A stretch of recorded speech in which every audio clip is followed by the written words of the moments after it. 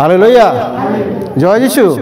আমরা মন প্রাণ দিয়ে প্রভুর বাক্য শুনবো এবং ঈশ্বরকে ধন্যবাদ দিই আর প্রার্থনা করি। পবিত্র মঙ্গলময় পিতা, তোমাকে ধন্যবাদ দিই প্রভু গো, আজকের এই শুভ সন্ধ্যায় তোমার যে বাক্য রেখেছো প্রভু, প্রত্যেকের হৃদয়কে স্পর্শ করো, তুমি আশীর্বাদ করো, তুমি রক্ষা করো পিতা, এবং আমাকে পবিত্র আত্মা চালনা প্রেরণা দাও, আমি যেন সুন্দরভাবে তোমার বাক্য প্রচার করতে পারি। তুমি আমাকে সাহায্য করো, তুমি আশীর্বাদ করো পিতা। তোমাকে ধন্যবাদ দিই, প্রত্যেকের হৃদয়কে স্পর্শ করো, তোমার বাক্য যেন বুঝতে পারে, জানতে পারে, তুমি সাহায্য করো। অন্ধকারের শক্তিকে দূর করো, শয়তানের কার্যকলাপকে ভেঙে চুরমার করো। তোমার সাহায্য চাই, তোমার আশীর্বাদ চাই, তোমার অনুগ্রহ চাই। তুমি আমাদের সকলের সহবর্তী থাকো, সকলকে তুমি সুরক্ষিত রাখো। ধন্যবাদ, গৌরব মহিমা তোমারই হোক। প্রার্থনা প্রভু যীশু খ্রিস্টের নামে চাই, আমেন। জয় যিশু, জয় যিশু। আমরা দেখব প্রভু আমাদেরকে কি বলতে চান। তিনি তার বাক্যের মাধ্যমে আমাদেরকে শিক্ষা দিতে চান। যোহন 10:7 বলছে, এতে যিশু পুনর্বার তাহাদিকে কহিলেন। পুনর্বার মানে তিনি বারবার করে শিক্ষা দিচ্ছেন, বারবার করে শিক্ষা দেওয়ার পরে আবার পুনর্বার বলছে। কি বলছে? পুনর্বার বলছে, তাহাদিকে কহিলেন, সত্য সত্য আমি তোমাদিকে বলিতেছি, আমি মেষদিগের দ্বার। আমেন। মেষদের দ্বার, আমরা প্রভুর মেষ, আর তিনি আমাদের দরজা। তিনি যদি খোলে আমরা ঢুকতে পারবো, আর যদি না খোলে আমাদের এই দরজা যদি আমি বন্ধ করে রাখি কেউ ঢুকতে পারবে না। তাই ঈশ্বর হচ্ছে আমাদের দরজা, দ্বার মানে দরজা। যদি তিনি খুলেন তাহলে আমরা প্রবেশ করতে পারবো। তাই বলছে মেষ, আমরা হচ্ছে ঈশ্বরের মেষ, তিনি আমাদেরকে চালাচ্ছেন। চলাফেরা, কথাবার্তা সব কিছুতে তিনি শ্বাস প্রশ্বাসের মধ্য থেকে তিনি আছেন আমাদের সঙ্গে। তিনি আমাদেরকে ভালোবাসেন, তার প্রেম, তার ভালোবাসা, তার অনুগ্রহ, তার শান্তি আমাদের মধ্যে জড়িয়ে আছে। আমরা যেন তার পদচ্ছায়া থেকে যখন আমরা ঈশ্বরের বাক্য থেকে যখন সরে যাই, আর শয়তান আমাদের মধ্যে কার্য করে, আমরা তখন শয়তানের মতো চলার চেষ্টা করি, আর ঈশ্বর আবার তোমাকে পুনরায় আবার নতুন জায়গায় ফিরিয়ে নিয়ে আসে। তাই ঈশ্বরকে ধন্যবাদ দিই যে শয়তান অনেক চায় আমাদের ঈশ্বরের সন্তানগণকে নষ্ট করার জন্য, সে চেষ্টা করে।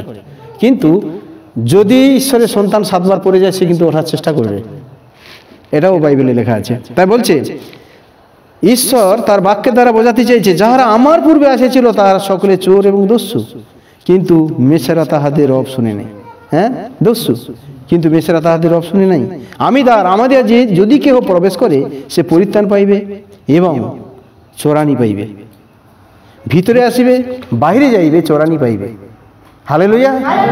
তিনি ভিতরে আসবেন এবং বাইরেও যাবেন, তার কোনো অসুবিধা হবে না, তার সঙ্গে তার সহচর রাখবে। হালেলুয়া। ঈশ্বর তার স্বর্গদূত দ্বারা ঘিরে রাখবে। তুমি বাইরে যাবে, ভিতরে আসবে, ঈশ্বর রক্ষা করে রাখবে। হালেলুয়া। ঈশ্বর তার স্বর্গদূত দ্বারা আমাকে তোমাকে ঘিরে রাখবে। আমরা তাই ঈশ্বরকে ধন্যবাদ দিই, তিনি যদি আমাদের সঙ্গে না থাকতেন আমরা কিন্তু চলতে পারতাম না। তাই তিনি আমাদের সঙ্গে সঙ্গে থাকেন, সহায় থাকেন, তিনি আমাদেরকে আশীর্বাদ করেন। তাই আমরা ঈশ্বরকে ধন্যবাদ দিই। প্রভু মঙ্গলময়, কৃপাময়, স্নেহশীল, তিনি আমাদেরকে, আপনাদেরকে সবাইকে তিনি ভালোবাসেন। ইফিসীয় পুস্তক 5 অধ্যায় আমি দেখব। ইফিসীয় পুস্তক 5 অধ্যায়ে তিনি কি বলছেন তার বাক্যের দ্বারা। 5 অধ্যায় আমরা দেখি 15 পদে তিনি কি বলছেন। সেখানে আমরা দেখি, এতে তোমরা ভালো করে দেখো কি রূপে চলিতেছ, অজ্ঞানের ন্যায় না চলিয়া জ্ঞানবানের ন্যায় চলো। সুযোগ কিনে এলো, কেননা এই কাল মন্দ। বলছে এখানে ঈশ্বরের বাক্যে কি বললো, তোমরা ভালো করে দেখো, তোমার নিজের জীবনটাকে তুমি লক্ষ্য করে দেখো, তুমি কোথায় খারাপ পথে নেমে গেছো, কোথায় নষ্ট হয়ে গেছো, কোথায় তোমার জীবনে ক্ষতি হয়েছে। তোমাকে ভালো উপদেশ দেওয়ার পরে তুমি নষ্ট হয়ে যাচ্ছ কিনা, না তুমি খারাপ পথে যাচ্ছ কিনা। তাই বলছে এতে তুমি ভালো করে দেখো কিরূপে চলিতেছ, অজ্ঞানের ন্যায় চলিয়া জ্ঞানবানের ন্যায় চলো। যে জ্ঞান তোমাকে দিয়েছিল কোনো জ্ঞানবান ব্যক্তি, কোনো জ্ঞানবান মানুষ, বয়োজ্যেষ্ঠ, সেই জ্ঞান তুমি অবহেলিত করছো, আমি অবহেলিত করছি। তাই সেই জ্ঞানকে আমরা তুচ্ছ জানা করি, সেই জ্ঞানকে যেন না ভেঙে চুরমা জানা করি। ঈশ্বরের জ্ঞান, ঈশ্বরের প্রজ্ঞা মানুষকে অনেক উন্নত পথে নিয়ে যায়, আর আমরা ঈশ্বরের প্রজ্ঞা, ঈশ্বরের জ্ঞানকে আমরা নষ্ট করার চেষ্টা করি। তাই এখানে বলছে যে এতে তোমরা ভালো করে দেখো। আমার জীবনটাকে দেখি, আপনার জীবনটাকে আপনি দেখুন, লক্ষ্য করুন ভালো করে, যে কি করে, কিভাবে আপনি চলছেন, কিরূপে চলিতেছেন। আমরা কি অজ্ঞানের ন্যায় চলছি না জ্ঞানবানের ন্যায় চলছি, সেটাকে নিজের জীবন দিয়ে লক্ষ্য করে দেখো। আর কি বলছে, এই যে সুযোগ আমরা পেয়েছি ঈশ্বরের কাছে, এই সুযোগটা সকলে কিন্তু পায়নি, সকলে পায়নি এই সুযোগটা। পৃথিবীর বহু কোটি কোটি মানুষ আছে, তারা পায়নি, কিন্তু আমি আপনি ঈশ্বরের বাক্য দুবেলা গাইড পাচ্ছি, এই সুযোগ পাচ্ছি, কিন্তু সেই সুযোগটাকে আমরা যেন নষ্ট করি। তাই বলছে সুযোগ কিনে এলো, কেননা এই কাল মন্দ। এই কারণ নির্বোধ হইও না। আমার বোধ আছে, বুদ্ধি আছে, জ্ঞান আছে, বিবেক আছে, বিবেচনা আছে, আমরা সেগুলোকে নষ্ট করে দিচ্ছি। এই কারণ নির্বোধ হইও না। কিন্তু প্রভুর ইচ্ছাটা কি? প্রভু তোমার মধ্যে কি করতে চায়, তুমি কিরকম চলতে চাও, কিরকম শিখতে চাও, তোমার চলাফেরা কেমন, তোমার আচার ব্যবহার কেমন, ঈশ্বর সেটাকে জানতে চায়। আমরা সেটাকে না জানার ভান করি, না চলার ভান করি। এই ঈশ্বর বলছে কারণ নির্বোধ হয়েছে তুমি, নির্বোধ হইও না। চেতনা দিয়ে বলছে নির্বোধ হইও না। কারণ কিন্তু প্রভুর ইচ্ছা কি? প্রভুর ইচ্ছা কি? তার প্রেম, তার ভালোবাসা, তার স্নেহ, তার আনন্দ, তার অনুগ্রহ, তার আশীর্বাদের মধ্যে যেন আমরা থাকি। Hallelujah, hallelujah.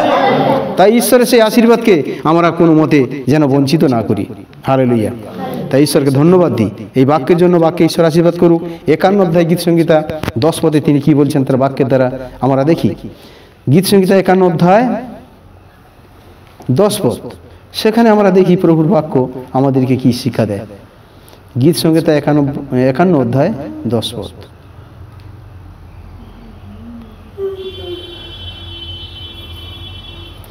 হে ঈশ্বর, আমাতে বিশুদ্ধ অন্তঃকরণ সৃষ্টি করো। বিশুদ্ধ মানে অশুদ্ধ, অশুদ্ধ মানে খারাপ, আর বিশুদ্ধ মানে ভালো। অশুদ্ধটা হচ্ছে খারাপ, আর বিশুদ্ধ মানে ভালো। তাই বলছে ঈশ্বরকে আমরা কাকুতি মিনতি করছি, প্রভু আমার অন্তরে তুমি কি করো না, হে ঈশ্বর আমাতে বিশুদ্ধ অন্তঃকরণ সৃষ্টি করো, আমার অন্তরে সুস্থির আত্মাকে নূতন করে দাও। আমি যদি কোনো ভুল করি, আমি যদি কোনো পাপ করি, ঈশ্বরের কাছে আমাদের কাঁদতে হবে আর বলতে হবে, প্রভু আমাকে নূতন করে দাও সেই আত্মা, আমার ভুল পথ থেকে সঠিক পথে আমাদের ফেরাও। হ্যাঁ, আমার অনুগ্রহের মধ্যে, তোমার অনুগ্রহের মধ্যে ছায়াতে যেন আমি থাকতে পারি। হ্যাঁ, মানুষ জীবনে ভুল হতে পারে, মানুষ জীবনে আমাদের অনেক সমস্যা আসতে পারে। সেই সমস্যার জন্য বাবার কাছে অনুগ্রহপূর্বক, বাবার কাছে ক্ষমা চেয়ে প্রভুর কাছে যেন নতুন জীবন তৈরি করতে পারি। জানতে ভুল হতে পারে কোনো মানুষের, হ্যাঁ, চলার পথে, কিন্তু বাবার কাছে তুমি অনুতপ্ত হয়ে ক্ষমা চাও এবং বাবার কাছে প্রার্থনা করো যে বাবা আমি ভুল করেছি, তোমার কাছে অন্যায় করেছি। তাই হে ঈশ্বর আমাতে বিশুদ্ধ অন্তঃকরণ দাও।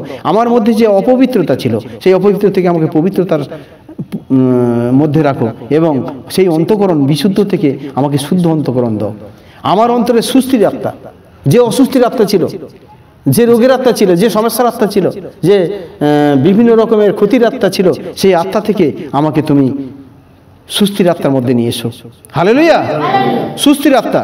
তুমি হয়তো অসুস্থের মধ্যে আছো, তুমি টেনশনের মধ্যে আছো, তুমি সমস্যার মধ্যে আছো, ঈশ্বরকে বলো প্রভু হ্যাঁ আমার অন্তরে সুস্থির আত্মাকে নূতন করে দাও। যে অসুস্থির আত্মা আমার মধ্যে ছিল সেটাকে নূতন করে দাও আমাকে। হালেলুয়া।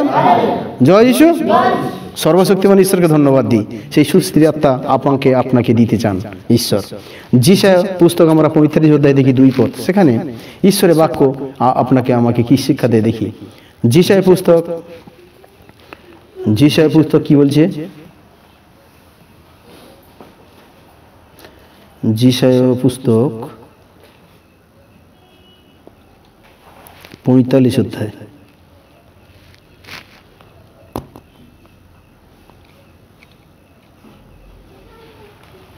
এখানে ঈশ্বরের বাক্য কি বলছে? আমি তোমার অগ্রে অগ্রে গমন করিয়া উচ্চ নিচ স্থান সমান করিব, আমি পিত্তলে কপাট ভগ্ন করিব, লোহের হুরকা কাটিয়া ফেলিব। আমেন। ঈশ্বর কি বললেন? ঈশ্বর বললেন আমি তোমার অগ্রে অগ্রে গমন করিয়া উচ্চ নিচ স্থান সমান করিব। দেখবেন কোনো কোটিপতি মানুষ আছে না, কোনো কোটিপতি মানুষ আছে, আর সে তার অহংকার আত্মগর্ব তার প্রচুর আছে, সে 5তলা বাড়িতে বাস করে, আর 10টা 20টা তার গাড়ি বাড়ি অনেক কিছু আছে না। ঈশ্বর বলছে সে যে খাদ্যটা খায় তুমি গরিব হলে সে খাদ্যটা খেতে পারবে, সে যে পোশাকটা পরে তুমি সে পোশাকটা পরতে পারবে।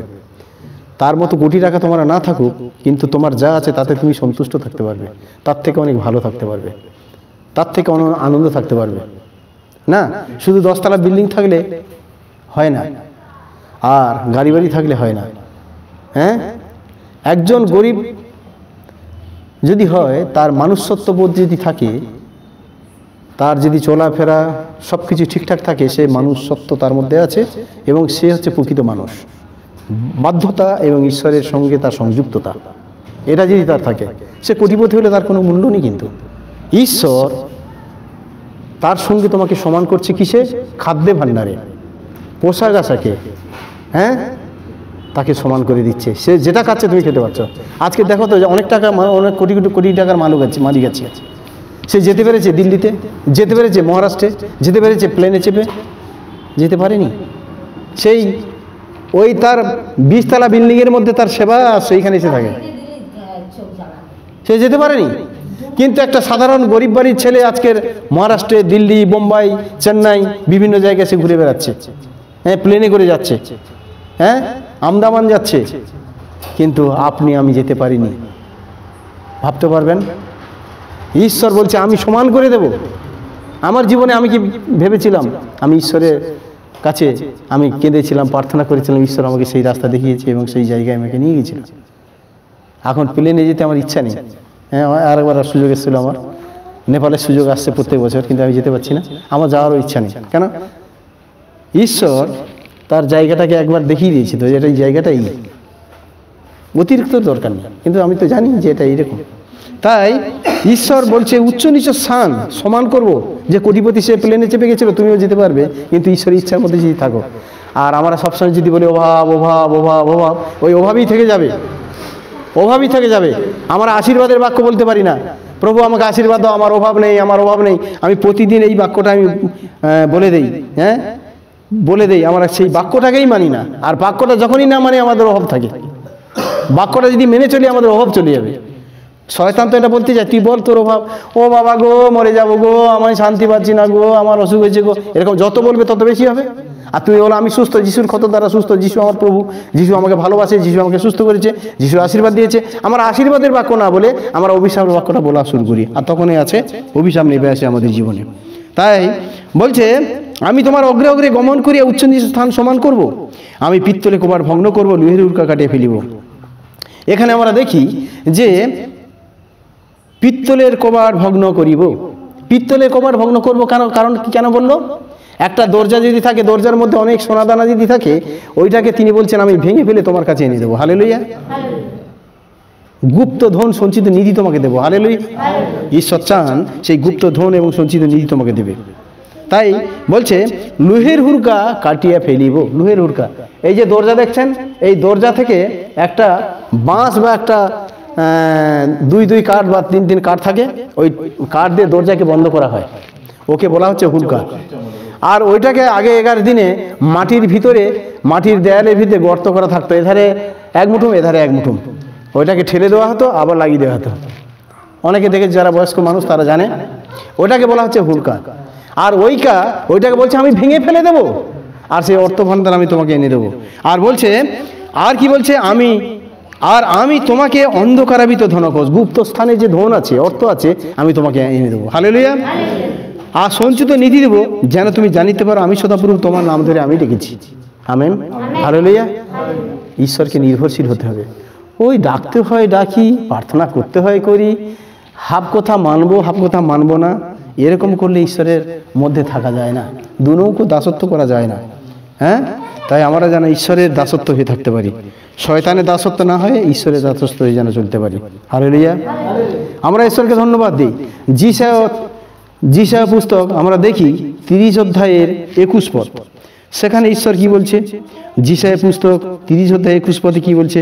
সেখানে ঈশ্বরের বাক্য, সুন্দর বাক্য আছে। বলছে,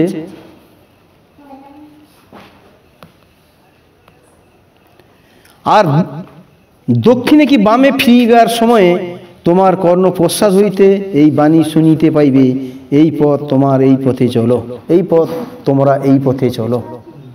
আমরা যখন উল্টোপাল্টা পথে চলি, হ্যাঁ, উল্টোপাল্টা পথে চলি, সোজা রাস্তায় যেতে যেতে আমরা শয়তানের মধ্যে মিশে যাই। আর শয়তান আর তখন আমাদের নিয়ে ভালো করে পাগড়ায়, হ্যাঁ, আর আমরা ওটা গোপন রাখতে পারি না। ঈশ্বর বলছে আমি তোমার অন্তঃকরণ জানি। এই জন্য বলছে, সেই বাক্য বললাম প্রথমে, কি বললাম? যে তোমরা কি রূপে চলিতেছ, অজ্ঞানের ন্যায় চলিয়া জ্ঞানবানের ন্যায় চলো, সুযোগ কিনে এলো। হালেলুয়া। তাই এখানে বলছে, দক্ষিণে কি বামে ফিরিবার সময়ে তোমার কর্ণ পশ্চাৎ হইতে এই বাণী শুনিতে পাইবে, হ্যাঁ, এই পথ তোমার এই পথে চলো। আমেন। আমার যে পথ, আমার যে চলার পথ, আমার যে গতির পথ, ঈশ্বর বলছে এই পথে চলো। যেই পথ আমরা জেনেছি সেই পথটা কি? সত্যের পথ, জীবন্ত পথ, আশীর্বাদের পথ। আমেন, হালেলুয়া, জয় যিশু। যোহন লিখিত সুসমাচার 10 অধ্যায় 9 পদ আমরা দেখি। যোহন লিখিত সুসমাচার আমরা দেখি 10 অধ্যায় 9 পদ। এখানে বলছে, আমি দ্বার, আমাদিয়া যদি কেহ প্রবেশ করে সে পরিত্রাণ পাইবে এবং ভিতরে আসিবে ও বাহিরে যাইবে চোরানি পাইবে। Amen, hallelujah. কি বলছে? আমি দরজা, আমাদিয়া প্রবেশ করো। ঈশ্বর চান যদি কেহ প্রবেশ করে সে পরিত্রাণ পাবে। দরজার মধ্যে তুমি হাফ ঢুকবে আর হাফ বাইরে পা রাখবে, তাহলে কিন্তু হবে না। শয়তান একধারে তোমাকে টানছে আর ঈশ্বর একধারে তোমাকে টানছে। তুমি কোন দিকে যাবে? শয়তানের দিকে যাবে না ঈশ্বরের দিকে যাবে? তুমি যদি ভালো হও তাহলে ঈশ্বরের দিকে থাকবে, আর যদি তুমি যদি মন্দ হও তাহলে মন্দ দিকে যাবে। হালেলুয়া। তাহলে ঈশ্বর তোমাকে টানছে। হ্যাঁ, বলছে আমি দ্বার, আমাদিয়া যদি কেহ প্রবেশ করে সে পরিত্রাণ পাবে। হালেলুয়া। ভিতরে আসিবে, সে বাইরে কোনোদিন থাকবে না, আর চোরানি পাবে। আমেন। সর্বশক্তিমান ঈশ্বরকে ধন্যবাদ দিই।